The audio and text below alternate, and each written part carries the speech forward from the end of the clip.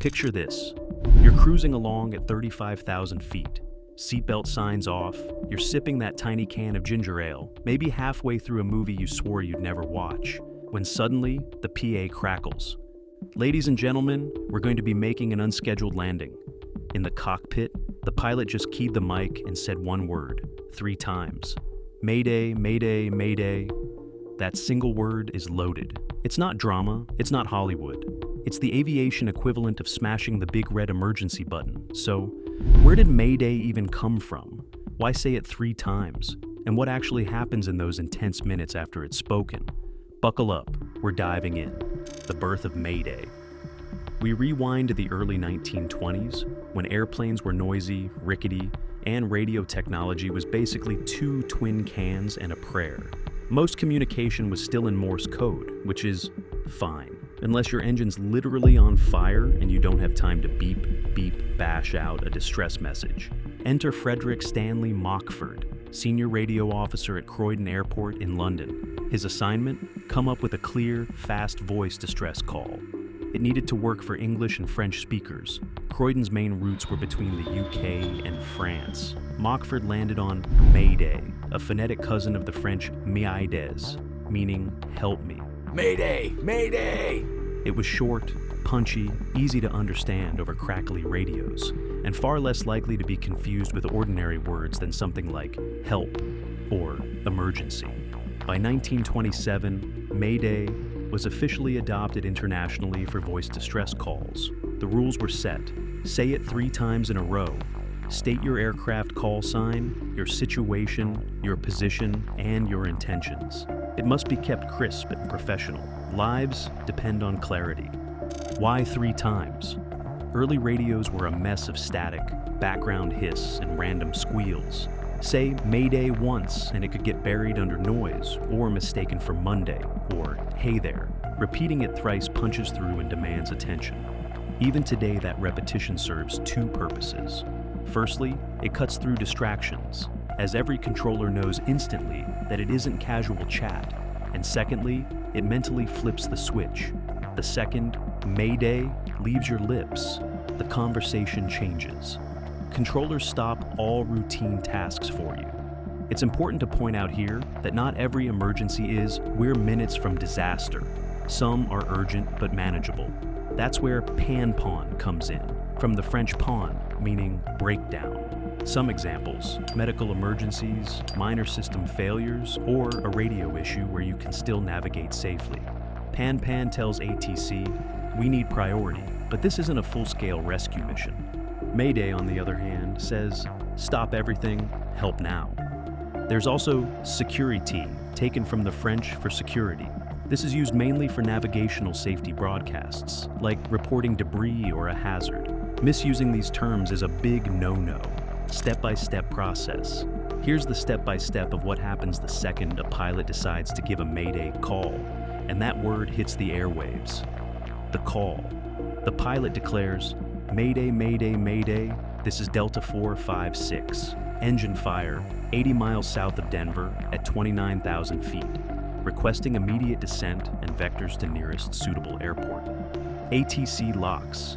In Delta 456, Roger Mayday, descend immediately to 10,000, turn right heading 020. Denver International in 78 miles, emergency services notified. Radio silence for others. Everyone else shuts up. That frequency is now yours until you're safe. Priority clearance, ATC clears your path. No holding patterns, no delays. Meanwhile, inside the cockpit, the flying pilot focuses solely on flying. The other monitoring pilot handles radios and emergency checklists. Every action is deliberate. No shouting, no chaos, just intense disciplined teamwork.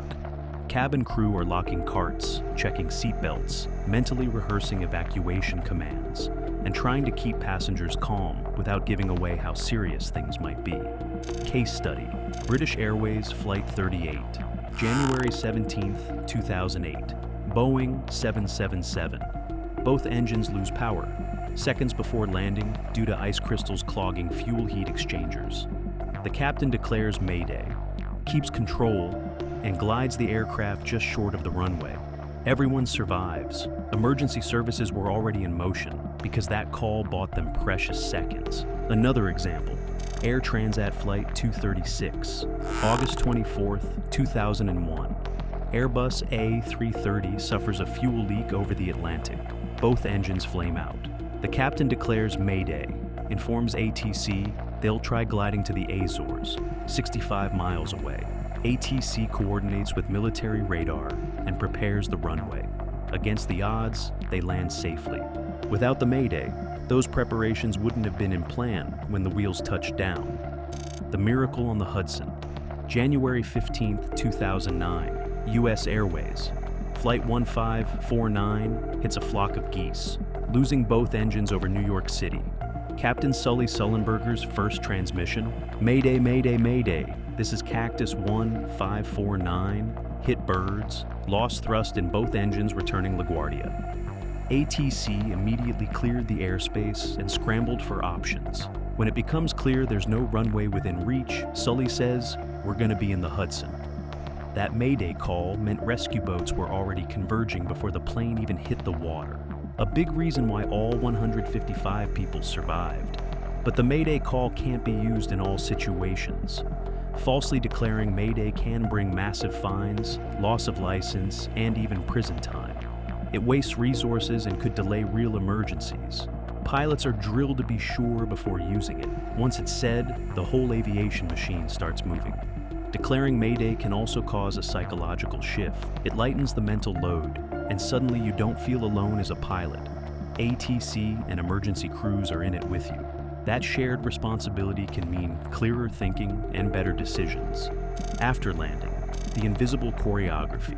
Landing after a Mayday isn't like a normal taxi to the gate. You might be met by a small army, fire trucks with hoses ready, ambulances idling for quick boarding, and airport police to secure the area. Even if the danger is over, the inspection is thorough. Crews may check for overheating brakes, leaking fuel, or structural issues before anyone's allowed to leave.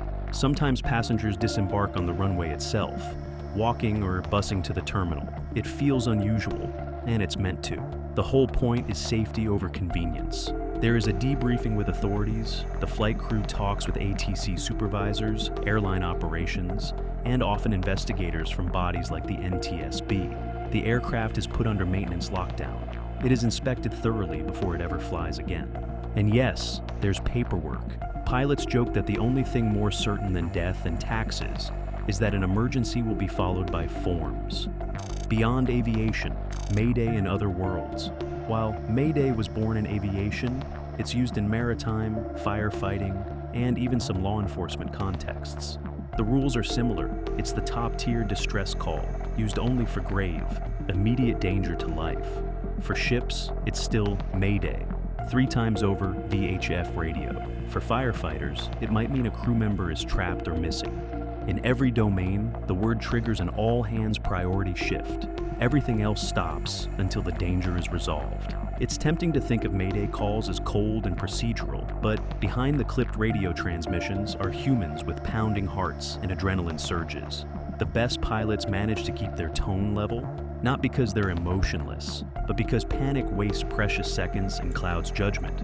ATC professionals also have to keep a steady voice. There are documented cases where controllers didn't even know an aircraft had crash landed until after the last transmission, because the pilot sounded so composed. There's an unspoken etiquette around emergencies. 1. If you hear a Mayday on your frequency, you maintain radio silence unless ATC asks you to relay. 2. Never interrupt with non-essential chatter. 3. If you can assist, for example, you're nearby and can visually confirm an issue, then offer help, but only when there's a clear break in the urgent comms. Pilots and controllers know that in those moments, seconds aren't just money, they're life itself. Why the word still matters in 2025. Technology has added layers, automated distress beacons, ADSB tracking, satellite comms. But Mayday hasn't gone away. Why? Because humans still talk faster than systems can sync. If your engine's failing, you're not going to open an app. You're going to grab the mic and say the one word every trained ear on the planet understands. Here's the thing about Mayday. It's universal. It slices through language barriers, bureaucratic red tape, and the everyday noise of aviation. When a pilot says it, they're making a promise. I'm telling you the truth about the severity of our situation, and I trust you to respond. It's a bond built on decades of procedure, professionalism, and hard-learned lessons.